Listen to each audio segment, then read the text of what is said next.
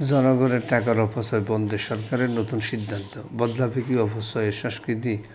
বছরের পর বছর সরকারি অর্থে বিদেশে সফর, অপ্রয়োজনীয় গাড়ি কেনা এবং নানা ধরনের ব্যয় নিয়ে প্রশ্ন উঠেছে। এবার সরকারি ব্যয়ে কড়াকড়ি আরোপ করেছে। প্রশ্ন হলো, এটা কি শুধু সাময়িক সিদ্ধান্ত নাকি দীর্ঘদিনের অপচয়ের সংস্কৃতি বদলানোর একটি বাস্তব উদ্যোগ? আসসালামু আলাইকুম দর্শক। সম্প্রতি সরকারি ব্যয় নিয়ন্ত্রণে একটি গুরুত্বপূর্ণ সিদ্ধান্ত নিয়েছেন সরকার। নতুন নির্দেশনা অনুযায়ী সরকারি অর্থে বিদেশি সফর, সেমিনার, কর্মশালা এবং নতুন গাড়ি কেনার উপর কঠোর নিয়ন্ত্রণ আরোপ করা হয়েছে। এই সিদ্ধান্তের মূল উদ্দেশ্য কি? প্রথমত, জনগণের টাকার অপচয় রোধ করা। রাষ্ট্রের প্রতিটি টাকা জনগণের করের অর্থ, তাই সেই অর্থ ব্যয় হতে হবে প্রয়োজনীয় অগ্রাধিকার ভিত্তিতে এবং জনগণের স্বার্থে।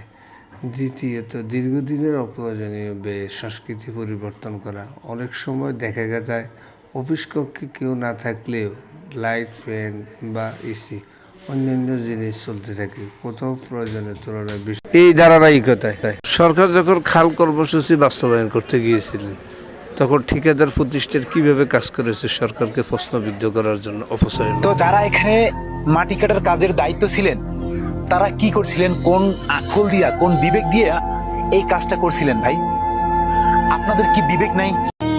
সরকারের দৃষ্টি আকর্ষণ করব, যাতে বিভিন্ন জায়গায় স্থাপনাগুলো তৈরি করা হয়, সেই সব জায়গাগুলোতে এরকম যাতে 2 থেকে 3 বার কাজ করার প্রয়োজন না পড়ে, সেদিকে ঠিকাদারদেরকে দৃষ্টি আকর্ষণ করবেন, তাদেরকে, যাতে কাজগুলো ঠিকঠাক মতো।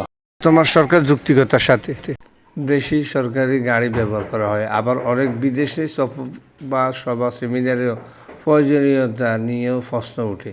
এই ধরনের অপচয় কমানো গেলে রাষ্ট্রের বিপুল অর্থ সাশ্রয় করা সম্ভব। তৃতীয়ত, আর্থিক শৃঙ্খলা প্রতিষ্ঠা করা। একটি দেশের সম্পদ সীমিত, তাই সেই সম্পদ এমন খাতে ব্যয় হওয়া উচিত যেখানে সাধারণ মানুষ সরাসরি উপকৃত হয়, যেমন শিক্ষা, স্বাস্থ্য, কৃষি, কর্মসংস্থান, গবেষণা, অবকাঠামো। একটি রাষ্ট্র তখনই শক্তিশালী হয় যখন জনগণের অর্থের সঠিক ব্যবহার নিশ্চিত হয়। শুধু বড় বাজেট করলেই উন্নয়ন হয় না, সেই বাজেট কতটা দক্ষতা, স্বচ্ছতা ও জবাবদিহিতার সঙ্গে ব্যয় হচ্ছে, সেটাই আসল বিষয়।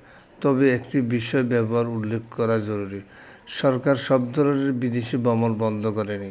উন্নয়নের সহযোগীদের অর্থায়নে উচ্চশিক্ষা, গবেষণা, স্কলারশিপ, ফেলোশিপ এবং প্রয়োজনীয় প্রশিক্ষণের সুযোগ বহাল রাখা হয়েছে। অর্থাৎ লক্ষ্য উন্নয়ন থামিয়ে দেওয়া নয়, বরং অপ্রয়োজনীয় ব্যয় কমিয়ে গুরুত্বপূর্ণ খাতে অগ্রাধিকার দেওয়া। যদি এই নীতি ধারাবাহিকভাবে বাস্তবায়ন করা হয় এবং সবাই আন্তরিকভাবে তা মেনে চলে, তাহলে সরকারি ব্যয়ে স্বচ্ছতা, জবাবদিহিতা ও সাশ্রয়ী সংস্কৃতি গড়ে উঠতে পারে। তবে এর পাশাপাশি দুর্নীতি প্রতিরোধ, প্রকল্প স্বচ্ছতা, যোগ্যতা এবং সরকারি সম্পদের যথাযথ ব্যবস্থাপনাও সমান গুরুত্বপূর্ণ।